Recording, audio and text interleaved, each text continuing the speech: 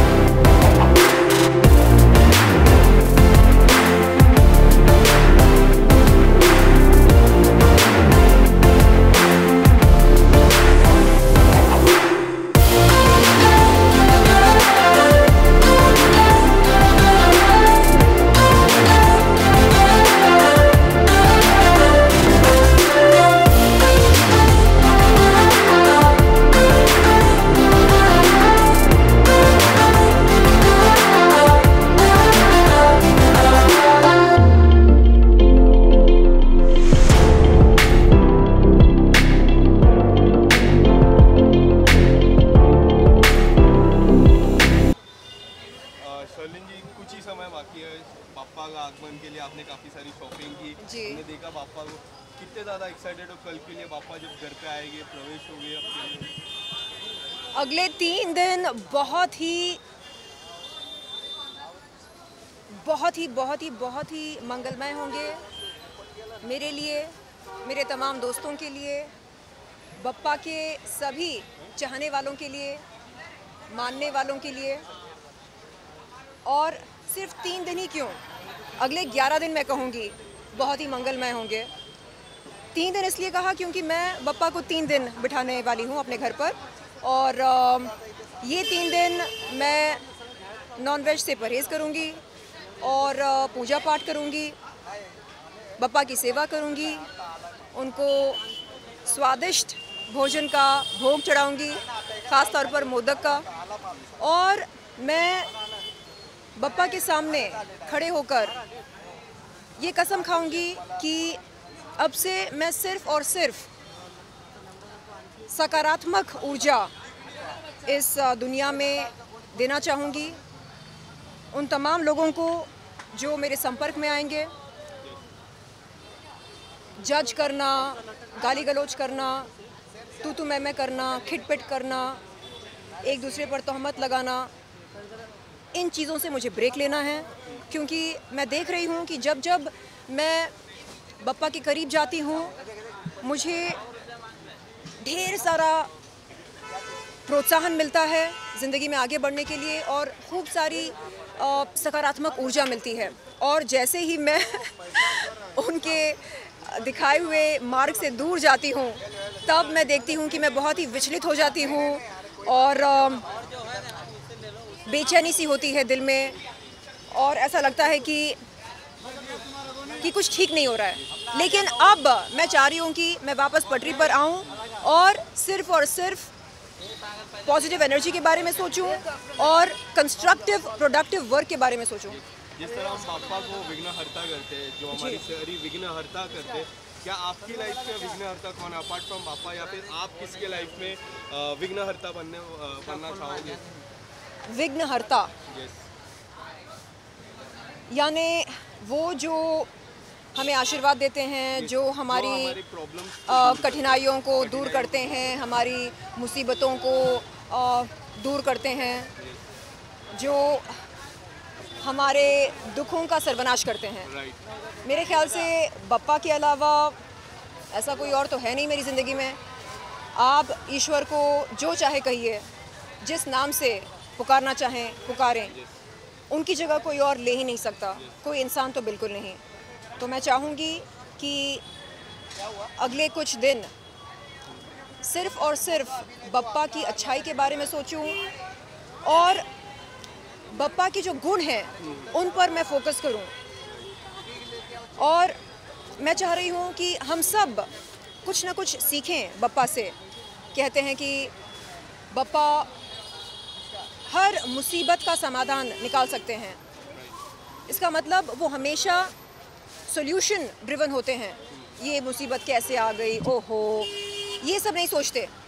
बप्पा की नज़र में हर समस्या का समाधान होता है। तो उसी तरह मैं भी चाहती हूँ कि ज़िंदगी में एकदम पॉजिटिव बनकर रहूँ और सिर्फ सॉल्यूशंस के बारे में सोचूं। अभी जैसे आपने देखा होगा कि कैसे पिछले कुछ दिनों में मैं कंट्रोवर्सी से घिरी हुई थी, कभी ये कभी वो, कभी इसने ऐसा बोला, कभी उसने वैसा बोला। तो आगे चलकर अगर ऐसा कुछ हो तो मैं चाहूँगी कि मैं विचलित ना हूँ, बल्कि एकदम एकांत और शांत होकर मैं उस समस्या के बारे में सोचूं और उसके समाधान के बारे में सोचूं। ये नहीं कि अरे इसने मुझे ऐसा बोला, ओह चलो मैं पलटवार करती हूँ। देखिए, हर वार का पलटवार करना ज़रूरी नहीं होता है और हर किसी लड़ाई में कूदने की भी ज़रूरत नहीं होती है। तो ये चीज़ें मुझे धीरे धीरे समझ में आ रही हैं और मैं चाह रही हूँ कि एक मिसाल बनकर जीऊँ।